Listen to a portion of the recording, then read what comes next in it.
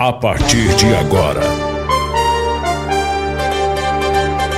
visão do momento. Informação e credibilidade. Falando de política, economia, saúde, educação e segurança pública. Mediador Dr. Ramon Butti. Visão do momento. Só aqui.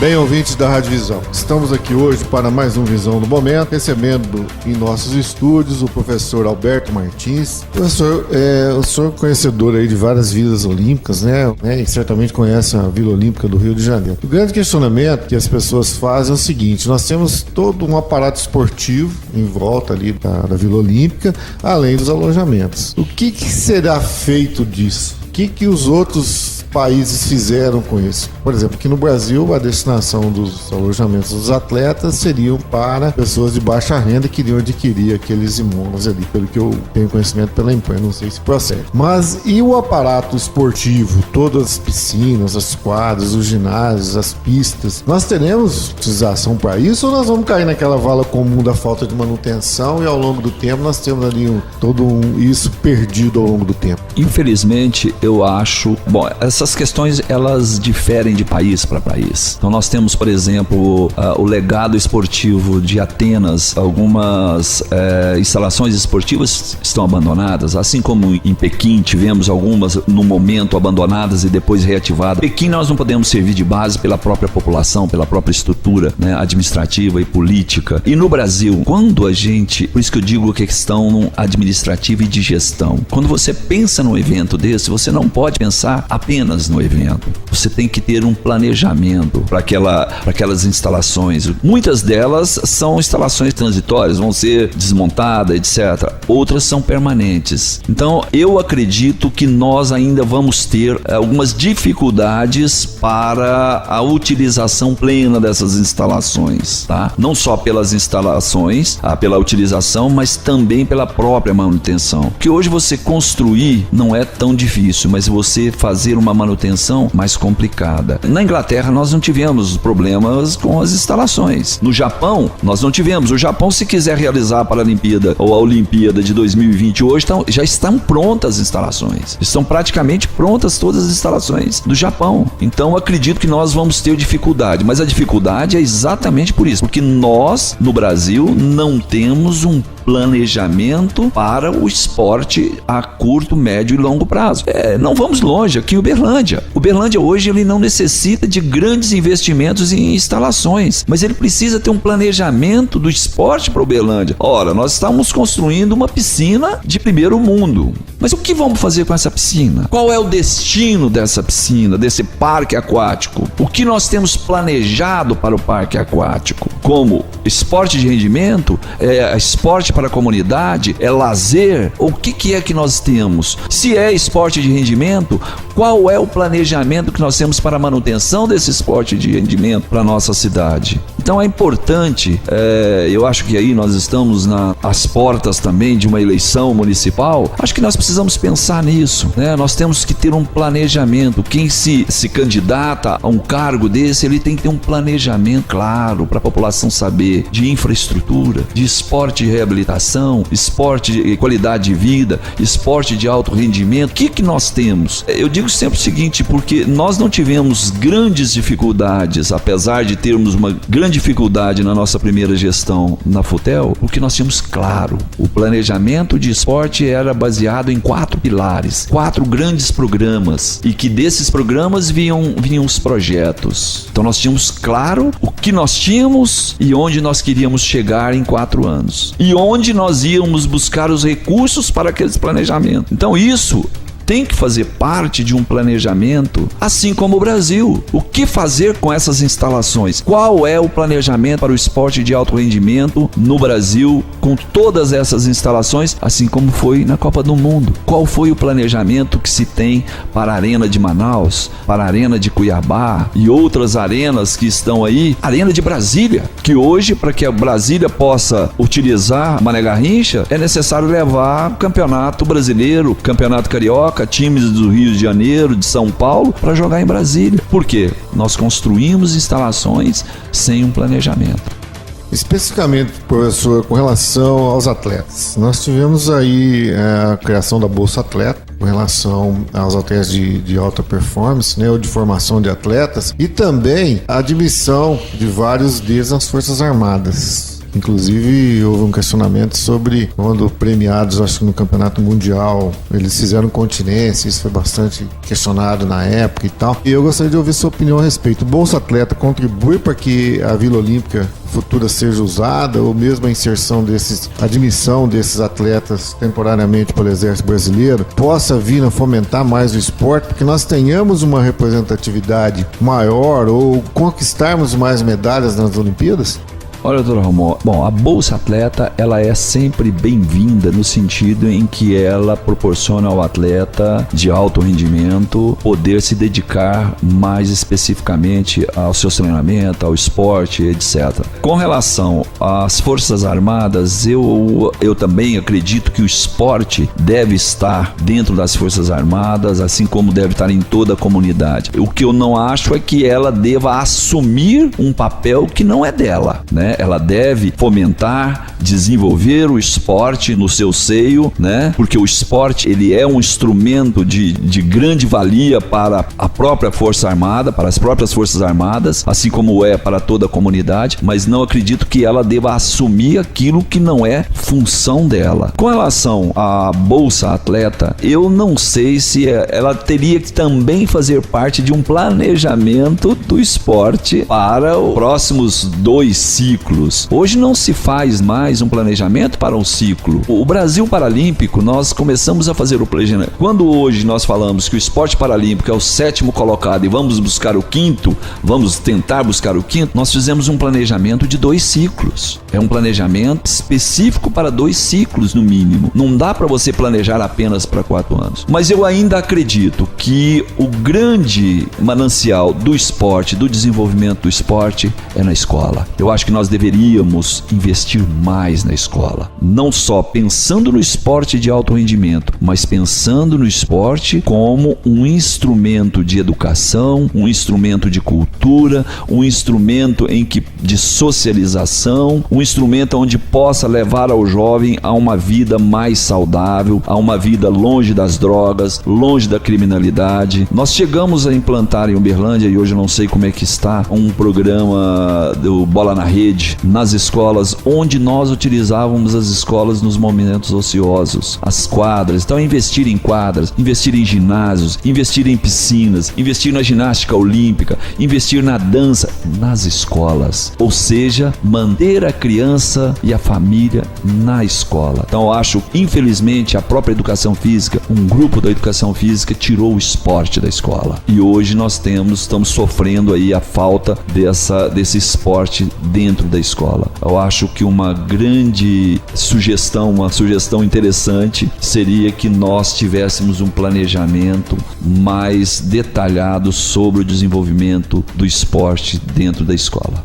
Exatamente, professor, porque aquele atleta que desponta, principalmente quando criança, enquanto as outras nações eles buscam já selecionar esses atletas, potenciais atletas olímpicos ou de alta performance, nós ainda caímos naquela condição da boa vontade das pessoas e às vezes, né, que nós chamamos do patrocínio, ou então buscar que alguém ali possa ajudar aquele atleta a chegar a um treinamento específico, porque hoje ele necessita de uma alimentação correta, ele necessita de um acompanhamento psicossocial, ele precisa de ser reinserido, ele precisa ter um trabalho, e isso tudo faz parte de um contexto que nós, ao longo do tempo, acredito eu que a nação brasileira não fez. Quanto a gente percebia na época da Guerra Fria, a disputa entre Estados Unidos e União Soviética era a hegemonia na Olimpíada para quem das duas nações conquistasse mais medalhas. Exatamente. Então eles ficavam disputando o ranking de medalha, então são os dois, estão sempre no topo, era 1, 2, 3 diferença. Então a grande vitória era conquistar a Olimpíada, através dos atletas lá de alta performance, né? Então hoje a gente percebe que não, hoje os quadros mudaram, continua a hegemonia dos Estados Unidos, que é uma nação gigantesca, né? Mas eles têm um trabalho que vem de encontro a isso que o senhor está falando, planejamento, a escola de base, a origem lá do esporte, né? O fomento disso, a utilização das quadras, né? E isso não ficar ocioso. Recentemente eu estava como delegado em Uberaba e visitando aqueles centros esportivos lá, um dia eu cheguei lá, tinha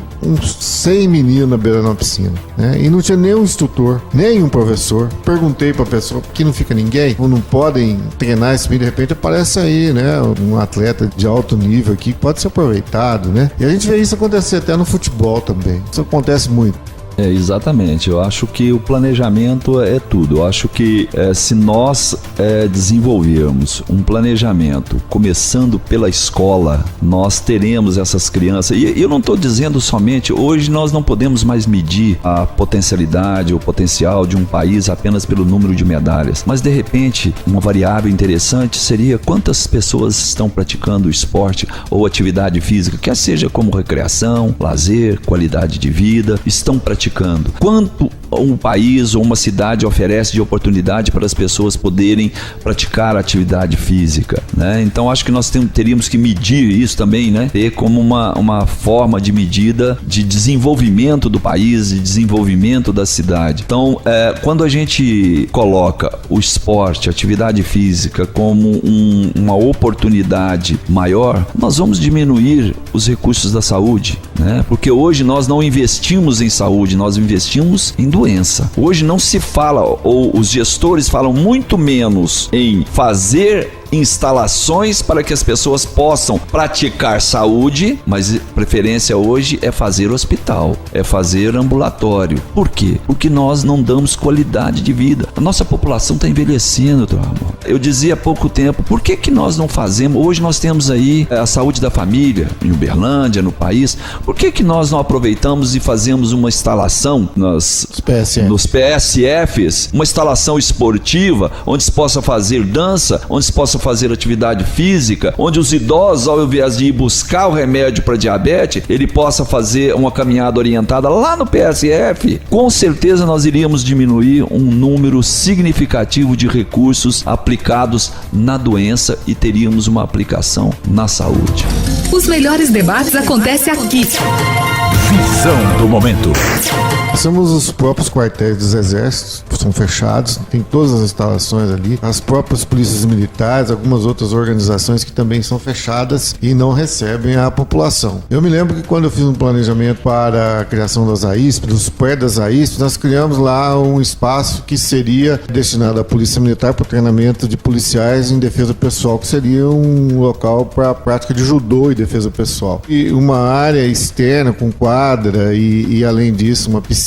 Mas a utilização daquilo seria comum, ele seria aberto à população para ser praticado inclusive por instrutores da própria instituição militar ou da instituição policial civil ou mesmo do exército brasileiro, né? Então eu entendo bem a sua colocação, porque a gente percebe claramente que o esporte está ligado à educação, ao bem-estar, à saúde e principalmente a formar o caráter das pessoas, porque todo jogo tem regra, né? A vida tem regra. Eu digo muito que as pessoas cometem crimes por desconhecer as regras da vida, né? Aquilo que pode e o que não pode. Então, quando a gente pode tudo, a gente tem mais direito do que obrigações. Exato. Então o futebol insere o pessoal lá dentro da regra, que o árbitro tá lá para apitar, o futebol de salão, o basquete, o vôlei, a própria natação, que tem as regras específicas, né? De entrada na água, saída lá da rampa lá de acesso à água, a batida lá do outro lado, quer dizer, tudo tem regra. E nós vamos aprender as regras, exatamente o que o senhor coloca. Quando se tem planejamento, nós formamos um ser humano completo, que vai estar com saúde física, mental, psicológica e principalmente, vou dizer, acrescentar um termo aqui que está fora do contexto, mas uma saúde social, que é aquela convivência que nós temos que ter com o nosso semelhante na rua, que seja respeitosa, cada um respeitando o direito do outro, porque quando termina o direito de um, começa o de outro. E nós hoje no Brasil, acho que nós temos mais direitos que obrigações. Infelizmente o doping ele se generalizou na população de uma forma geral. Hoje a gente vê doping, infelizmente, não só nos atletas. Nós estamos cansados de ver doping nas academias, nas pessoas que querem ganhar massa muscular. Aquelas bombas nada mais são do que doping que vão trazer, entre aspas, né, um benefício, né, momentâneo, talvez visual, estético para a pessoa. O doping no esporte são substâncias que você utiliza com o intuito de levar vantagens naquela modalidade esportiva sobre o seu adversário. adversário, ou seja, são substâncias ilegais. E hoje nós temos um problema sério de doping, principalmente no nosso país, porque não se pode confiar mais nos suplementos alimentares, porque principalmente os importados, porque você vai numa loja de suplementação, lê o rótulo, não tem nenhuma substância proibida pela UADA, mas quando você ingere, ele é detectado no seu organismo, ou seja, a tradução ou ela é feita de má fé para esconder isso, ou ela é feita de forma sem competência, né? Incompetente mesmo dos laboratórios ou das revendedoras para poder vender mais essa substância. Então hoje a questão do doping é uma questão muito séria, e o pior disso, Dr. Ramon, é que o doping está sempre na frente. O pessoal da dopagem está sempre na frente do antidoping. Então a gente está sempre correndo atrás. Quando a gente teve a oportunidade de chefiar a delegação do Brasil na primeira Paralimpíada, e isso não pense que o atleta paralímpico também não tem dopagem, tem. Tanto é que nós tivemos atleta dentro da vila em Londres, que foi retirado da vila antes de começar, porque foi pego no doping. E pior ainda, foi dopado aqui em Uberlândia, um treinamento aqui em Uberlândia, né? Foi lá na loja, comprou um chá, tomou o chá estava batizado com hidroclorotiazida, né? Então, e não estava nas especificações. Então o atleta foi prejudicado, o país foi prejudicado, né? Por essas questões. Tanto é que hoje o Comitê Paralímpico Brasileiro não dá para nenhum atleta suplemento, tá? Nós temos a cartilha de nutrição, do que pode, o que não pode, existem os medicamentos, mas essa questão do doping ainda é um dos principais calcanhares de Aquiles, né, do esporte. Nós estamos sempre atrás das pessoas que estão fazendo isso. Professor, e como é que é detectado isso? Tanto os atletas olímpicos quanto os paralímpicos, eles passam por uma avaliação prévia, eles apresentam amostras, como é que é feito isso? Como eu estava dizendo, na primeira delegação nós fizemos uma avaliação por toda a delegação. Eu chamei que eu chefiei, chamei de delegação limpa. Então ninguém saiu do Brasil sem antes fazer a avaliação. Lógico que isso não me dá uma segurança de 100%, porque ele pode se dopar lá, a gente não vê. Mas isso dá uma segurança relativa. O atleta, hoje, o antidoping, o atleta pode ser testado em treinamento, pode ser testado em competição, após a competição, pode ser testado na vila. Então, por exemplo, hoje o atleta de alto rendimento, ele tem que avisar onde ele vai. Então vamos pegar um dos nossos atletas aqui, ele está em casa, se chegar aqui a comissão de antidoping e ela vem, chega lá na casa dele e pergunta, cadê o fulano? Não sei, então avisa que é para vir para cá, está aqui em meia hora. Então ele tem que avisar para onde vai, mesmo em casa. Na vila, se você está lá na vila, chega lá no escritório e pergunta, cadê os atletas? Quero o atleta tal. Você tem que achar, saber onde ele está para fazer o teste. E normalmente em competição, principalmente os atletas que são campeões, medalha de ouro, né, são pegos no doping, são testados no doping. Então essas são algumas formas do antidoping. A gente tem feito uma campanha muito grande. Todos os eventos nossos do Paralímpico, a gente tem uma tenda do antidoping, onde a gente passa filme, distribui prêmios, faz quiz, né, para que os atletas se conscientizem de que o doping mais cedo ou mais tarde ele vai trazer um problema, como está trazendo aí para a própria delegação russa. Exatamente. Então, professor, dentro da sua experiência como chefe de delegação, o que é a atividade primordial da chefia da delegação? Quais os problemas que ela enfrenta? Como é que é conduzir os atletas, gerenciar isso lá em um país diferente, com outra cultura? O que isso representa para a pessoa do professor Alberto? Olha, o chefe de uma delegação hoje, ele é o chefe do país. Só para você ter uma ideia, dentro de uma delegação, numa Olimpíada ou numa Paralimpíada, nem o presidente da República determina as coisas que o chefe da delegação determina. Então ali ele é o presidente do país. Então, por exemplo, você ser chefe de uma delegação do seu país, eu acho que é uma honraria que qualquer pessoa gostaria de ter, apesar das responsabilidades, porque você ali é responsável por tudo. administrativamente, tecnicamente, segurança, todos os aspectos o chefe da delegação ele é responsável. Então ali ele é responsável pelo país. Então nós vimos aí a chefe da delegação da Austrália, né, preocupada com a segurança, com a questão dos atletas na vila. Essa é uma das preocupações que nós temos que ter como chefe da delegação, com o treinamento, com a competição. E hoje numa delegação grande é complicada. A delegação do Brasil hoje me parece que está com 478 pessoas, a Paralímpica. Então é uma responsabilidade muito grande, mas eu diria que é um orgulho que não tem palavras para poder medir, sabe, doutor Ramon? Porque é o máximo que a gente pode ter, é você ter a oportunidade de chefiar a delegação do seu país. Eu fui chefe da delegação do Brasil em 3 Paralimpíadas, nas 3 talvez, né, de crescimento do Brasil em termos de desenvolvimento do esporte paralímpico. E isso nos traz um orgulho muito grande, ao mesmo tempo que também nos traz uma grande responsabilidade.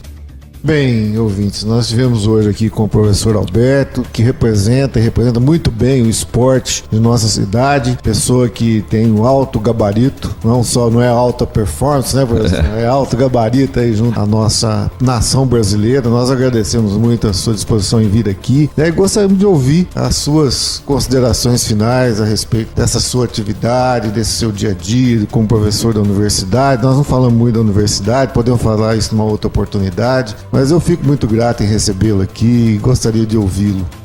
Bom, doutor Ramon, primeiramente eu gostaria de novamente agradecer a oportunidade de poder estar aqui, né? É importante que a gente teve a oportunidade, geralmente a gente tem a oportunidade de falar mais fora da nossa cidade do que na nossa própria cidade, mas é sempre um orgulho muito grande, uma satisfação, uma alegria muito grande a gente poder vir e falar na nossa cidade, para a nossa população, trazer questões atualizadas, atuais do esporte, e a nossa esperança, né, é que o Brasil Paralímpico possa atingir a meta que nós nos propusemos, que é a 5ª colocação, não importa se é olímpico ou paralímpico. Tivemos aí problemas iniciais na vila, isso é uma coisa também que eu gostaria de salientar, sabe? Todo mundo falou muito mal da vila com aquela questão da chefia da delegação da Austrália, mas eu vou dizer uma coisa, eu fui a Sydney como chefe da delegação paralímpica do Brasil. Nós tivemos também problemas dentro da vila de Sydney. No nosso prédio, o esgoto correu para dentro do prédio com fezes correndo dentro dos apartamentos. Então, nós tivemos problemas em Londres, tivemos problemas em Pequim. Então, problemas na vila sempre vão haver. Só que o que me deixou bastante chateado é que o próprio Brasil denegriu muito a imagem do Brasil. Eu acho que nós precisamos ser mais nacionalistas. Reconhecer isso não quer dizer que nós devemos colocar a sujeira para baixo do tapete, mas eu acho que nós precisamos valorizar mais o nosso país, valorizar mais a nossa cidade, valorizar mais a nossa população e o nosso povo.